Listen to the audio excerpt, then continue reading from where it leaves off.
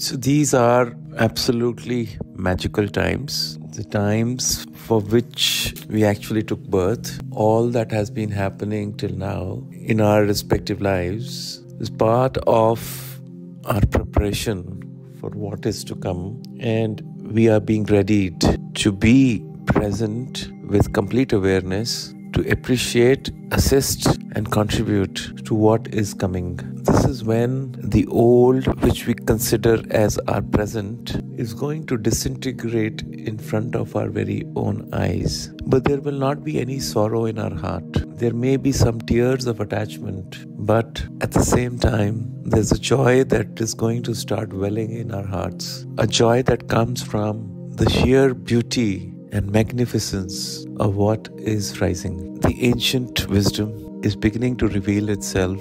The wisdom that was taken away, the wisdom that was hidden by the darkness. And that darkness was also a reflection of our own collective desires, our attachments. And that was also a demand of that time. Remember, everything is a cycle of time. Everything is a play of time. All the dance of darkness and light is a play of time. So in response to that play, in response to that times, we play accordingly, we contribute accordingly, we behave accordingly, and so everything is as is meant to be.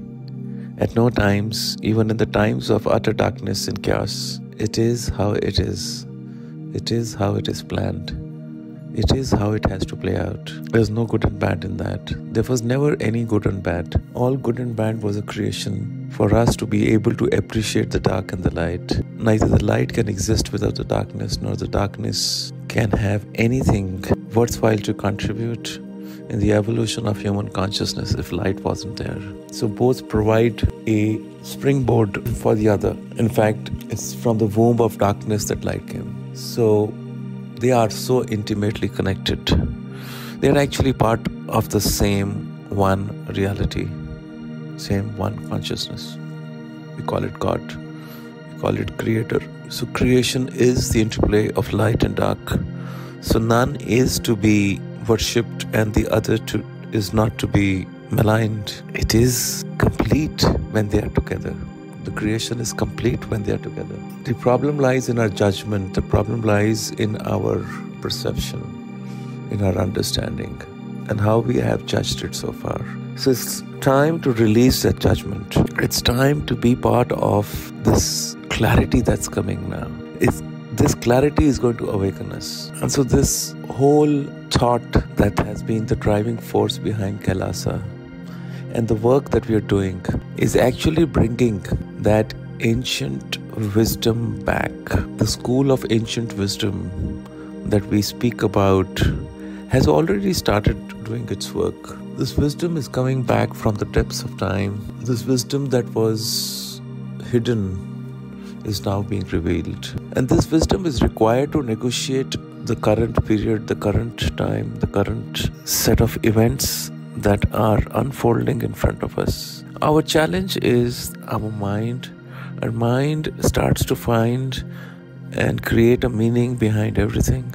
Our mind cannot perceive what's going on because mind does not have the program to handle this. So therefore I suggest that each one of us listen not through our mind, not through our preconceived notions and filters, but we receive this information deep in our heart, which is where the seat of wisdom lies, which is where it is going to find its true meaning. It's going to resonate in the chambers of our heart, and it's going to echo from our heart to whoever we come in touch with. It is the time of the Great Awakening, and we realize in this wisdom there is a simplicity, there is a spontaneity, there is this sense of naturalness, and we realize that no matter who we are, no matter where we come from, no matter our backgrounds, no matter where we were grown up and how we found our way into this light which is binding us together, which is holding us together, we realize that it is nothing but an experience of oneness, of having known each other forever, finding this comfort with each other. It doesn't happen just like that. It happens because it was set so far back and we all agreed to do this together. And all that we experience from our heart is this love, the kind of love that has never been experienced before. The kind of love that transcends all names and relationships. The effortlessness in this love is what is remarkable. The absence of the mind to enjoy what's coming ahead is what is required. Remember, the role of the mind is only to execute what the heart has to tell us to do. We must navigate the current times with our heart, with the mind following the heart, doing its bidding, and then we will be able to enjoy what's coming. We will be able to appreciate what's coming. We'll be able to flow with what's coming. Everything has been set up and everything has been now started. The flow was always there. It's just that we have now been introduced to this flow and we are beginning to flow with it. Flow like the river, and the river of grace will always flow through you. The grace of this love. Grace is love. Love is the grace. And this love which we are now experiencing is coming from the source. And all the elementals are coming together in a massive celebration because the times are being changed. The release is beginning to take place. And we will experience this shift. We will be at the forefront of this shift because we took this role long time back. Watch it, witness it, participate in it, and most importantly, enjoy it, for you ain't seen anything yet. So much is coming.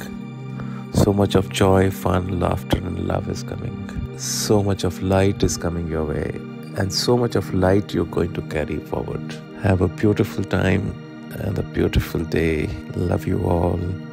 Samastaloka Sukhino Bhavantu.